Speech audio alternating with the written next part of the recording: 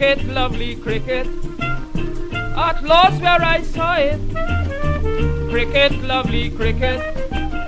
At last where I saw it. I can only start this morning by saying that England's performance yesterday at Edgbaston was so perfectly ghastly that I was watching cricket at the most lovely ground in the world, at Stoner Park, just outside Henley, where the Chelsea Arts Club were playing the Victoria and Albert Museum. It was a wonderful setting, and I'm afraid the England performance put even a dampener on that.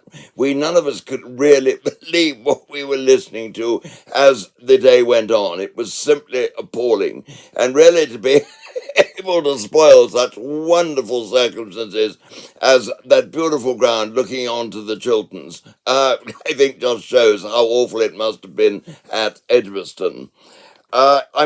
New Zealand outplayed England from start to finish in this match, and I think had very much the better of the first test at Lord's. And actually, if they win this match, well, if they win, they're bound to win it. And it comes, I think, as well, in retribution, I don't know quite what, after that defeat by England at Lord's in the World Cup final in 2019, when New Zealand really did have the rough side of the draw, didn't they? Those 4 overthrows and everything else.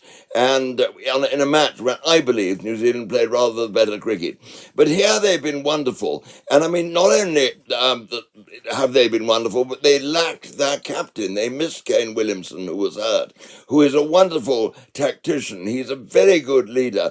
Tom Latham did the job in his place and did it, I think, extremely well. But my goodness me, didn't they add up to it? I mean, Trent Boult, who arrived too late for the Lord's Test match, and he has really got himself into shape. And also Matt Henry, his partner with the new ball, was splendid as well. And when you think they really had the better of the first Test match, and yet were forced through injury and other things to make 6 changes, it just shows how strong cricket in New Zealand is at the moment.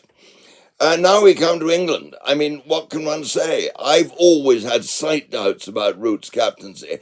I personally would like to see the job go to Jos Buttler, and I think then if it did, Root would be free to make the really big scores of his, to turn the 42s, the 52s, and the 62s, which he can keep on getting out for, into the big hundreds, which really make the difference in Test cricket. He's a wonderful player. We need Joe Root desperately, but I just feel that the captaincy inhibits him, and I wonder what the effect of this overwhelming defeat will be. It's hard really to know where to begin. I mean, the England batsmen were feeble. They didn't seem to have the fight. A great number of changes must surely be made. I mean, Crawley, for all that 267 against Pakistan last year, he just isn't measuring up to it. He has to go. And James Brace, the wicketkeeper, poor chap, he must wish the ground was going to, this Edgbaston had opened up and swallowed him. I'm not sure at all about Sibley. I'm afraid I don't think Burns will make runs against Australia, and on we go. It really is extremely depressing. And the other thing one comes to is that Jimmy Anderson, wicketless in his 162nd Test match. 38, how's he going to fare in Australia?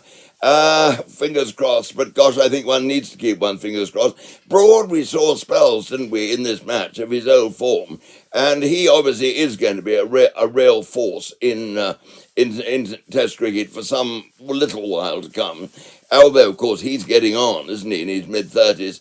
I think Mark Wood's performance was good. I mean, he's really quick, he's hostile, and it may be that Broad and Wood are going to be the next opening pair for, the next little bit until Broad has to hang up his boots. However, of course, Anderson will go on for the time being, and so he should. I mean, he's been England's probably almost our best ever fast bowler.